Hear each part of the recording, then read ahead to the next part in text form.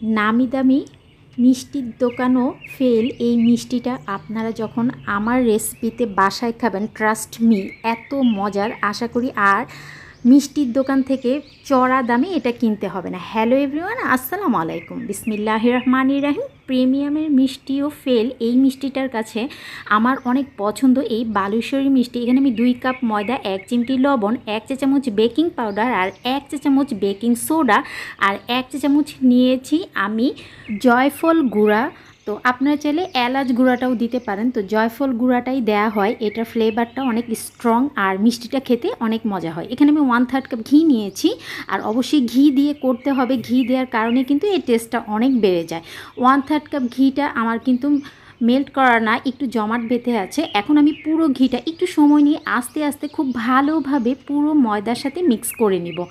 এই যে আপনারা দেখতেই পাচ্ছেন, এটা অনেকটা ব্রেড ক্রাম্পের মতো হয়ে যাবে। পুরো ঘিটা যখন মিক্স করা হয়ে যাবে ময়দার সাথে, তখন আপনারা বুঝবেন কিভাবে পারফেক্টভাবে ঘিটা মিক্স হয়েছে। যখন এরকম আমি হাত দিয়ে মোট করে দলা পেকে ধরবো, আবার চাপ দিলে ভেঙে যাচ্ছে, তখনই বুঝতে হবে যে ময়দার সাথে ঘিটা পারফেক্টভাবে মিক্স করা হয়ে গিয়েছে। এখন আমি এখানে লিকুইড দুধ নিয়েছি, জাল করে নেওয়া, আর দুধটা কিন্তু গরম না, নর্মাল টেম্পারেচারে রাখা দুধ। 1 কাপের চেয়ে আমার একটু কম দুধ লাগবে।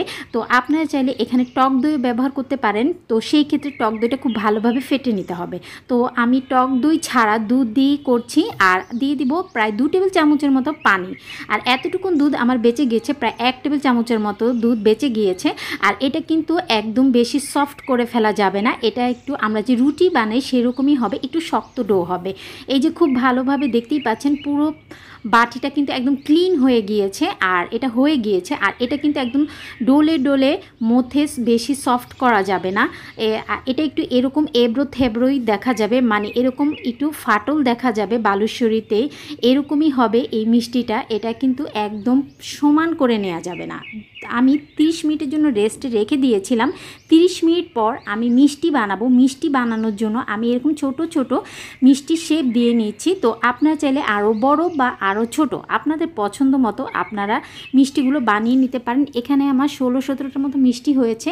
এখন আমি এটা কি করব, আমি প্রথমে গোল করে নিচ্ছি 2 হাত দিয়ে, খুব ভালোভাবে বলের মতো গোল করে, তারপরে এভাবে চ্যাপটা করে নিচ্ছি। আর বালুচরী মিষ্টির যে একটা ট্রেডিশনাল, সেটা হচ্ছে মাঝখানে কিন্তু এরকম একটু গর্ত থাকে। তো এইভাবে সবগুলো মিষ্টি একটা গর্ত করে নিতে হবে।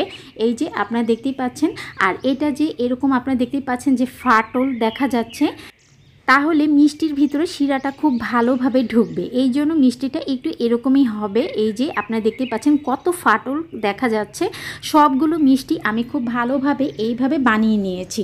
মিষ্টিগুলো যখন বানানো হয়ে যাবে তখন ভাজতে হবে। ভাজার ক্ষেত্রে কিন্তু টিপস আছে, আর অবশ্যই কিন্তু এই মিষ্টি ছোটোখাটো কিছু টিপস ফলো করলে আপনাদের মিষ্টি কিন্তু একদম পারফেক্ট হবে। টিপসগুলো কোনোভাবেই স্কিপ করা যাবে না। এখন আমি তেল নিয়েছি, তেলটা ভাজার জন্য এরকম হাত দিয়ে ছোঁয়া যাচ্ছে, বাট হাতটা কিন্তু খুব বেশিক্ষণ তেলের মধ্যে রাখা যাচ্ছে না, সহ্য করা যাচ্ছে না, এরকম তেল গরম হবে। এই যে আপনারা দেখতেই পাচ্ছেন সবগুলো মিষ্টি যখন আমি তেলে দিয়ে দিয়েছি, এখনও কিন্তু কোনো বুদবুদ সৃষ্টি হয়নি। কয়েক সেকেন্ড পরে কিন্তু মিষ্টি থেকে এরকম বুদবুদ উঠবে, আর চুলার আঁচটা একদম লোতে থাকবে। আর এখানে আমি 1.5 কাপ চিনি নিয়েছি। তো আপনারা যদি মিষ্টিটা আরও বেশি পছন্দ করেন তাহলে 2 কাপ চিনি নেবেন। তো আমি মিষ্টি আমার কাছে মনে হচ্ছে 1.5 কাপই একদম পারফেক্ট হয়, তাই আমি 1.5 কাপ চিনি নিয়েছি, আর 2 কাপ পানি দিয়ে দিয়েছি, আর 1.5 কাপ পানি দিয়েছি, আর দিয়ে দিয়েছি 3টা এলাচ।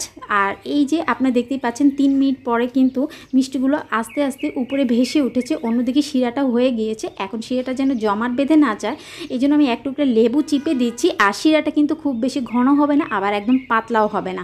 খুব বেশি ঘন হলে শিরাটা কিন্তু মিষ্টির ভিতরে ঢুকবে না, আর বেশি পাতলা হলে মিষ্টিটা কিন্তু চুপসে যাবে। আর এই বালুচরী মিষ্টি কিন্তু খেতে অনেক মজা, একদম মুখে দিলে বালুর মতো মিলে যায়, তাই এর নাম বালুচরী। আর এটা কিন্তু উপরে ক্রিস্পি থাকে আর ভিতরটা একদম সফট, আর এটা মুখে দিলেই যে কী যে মজা। আর এটা পারফেক্টভাবে হওয়ার জন্য আপনারা দেখতেই পাচ্ছেন একদম লো আছে আমি এটা ভেজে নিচ্ছি। যখন দেখবেন যে এক পাশ হয়ে গিয়েছে, এই যে অপর পাশটা আমি আর কয়েক সেকেন্ড এভাবে ভেজে নেওয়ার পরে আমি চুলার আঁচটা এখন একটু বাড়িয়ে দেব, মিডিয়াম করে দেব। কারণ এখন মিডিয়াম আছে আমি মিষ্টিগুলো ভেজে নিয়েছি। এই যে খুব সুন্দর একটা কালার কিন্তু চলে এসেছে। মিষ্টিগুলো কিন্তু এখন অনেক গরম, আর এই গরম গরম মিষ্টি আমি এখন শিরাতে দিব। শিরাটা আমার এরকম হাত দিয়ে টাচ করা যাচ্ছে, এরকম গরম আছে।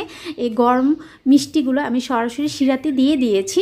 তারপর আমি নেড়ে চেড়ে খুব বেশিক্ষণ রাখবো না। খুব বেশিক্ষণ যদি আমি শিরাতে রাখি তাহলে কিন্তু মিষ্টিগুলো একদম ভিতরে শিরা ঢুকবে আর উপরটা আর ক্রিস্পি থাকবে না, উপরটা কিন্তু একদম চুপসে যাবে। আমি 2 থেকে 3 মিনিটের মতো আমি মিষ্টিগুলো এইভাবে শিরাতে রেখে দেব। তারপর আমি মিষ্টিগুলো তুলে নেব। অন্যদিকে আমি একটা উপরে যে বালুশাহী মিষ্টির জন্য যে একটা মাওয়া দেয়, সেই ইনস্ট্যান্ট মাওয়াটা করে নিচ্ছি। এখানে আমি গুঁড়া দুধ নিয়েছি হাফ কাপের মতো, আর হাফ চা চামচের মতো ঘি দিয়ে আমি এভাবে ব্রেড ক্রাম্পের মতো হয়ে গিয়েছে, দেখতেই পাচ্ছেন। আমার ইনস্ট্যান্ট গুঁড়া দুধের মাওয়াটাও রেডি। এখন আমি মিষ্টিগুলো শিরা থেকে তুলে এইভাবে গুঁড়া দুধে গড়িয়ে নিচ্ছি। এই যে অসম্ভব মজার লোভনীয় এই মিষ্টিটা আপনারা যখন কাউকে খাওয়াবেন কেউ বুঝবেই না যে এটা আপনারা বাসায় করেছেন। সবাই মনে করবে যে এটা কিনে এনেছেন। নামি দামি ব্র্যান্ডের মিষ্টি যখন বাসায় তৈরি হয় তখন আর কি লাগে। আশা করি আজকের এই মিষ্টি রেসিপি আপনাদের কাছে ভালো লেগেছে। ভালো লেগে থাকলে আপনাদের ফ্রেন্ডস এবং ফ্যামিলির সাথে শেয়ার করবেন। আসসালামু আলাইকুম, আল্লাহ হাফিজ।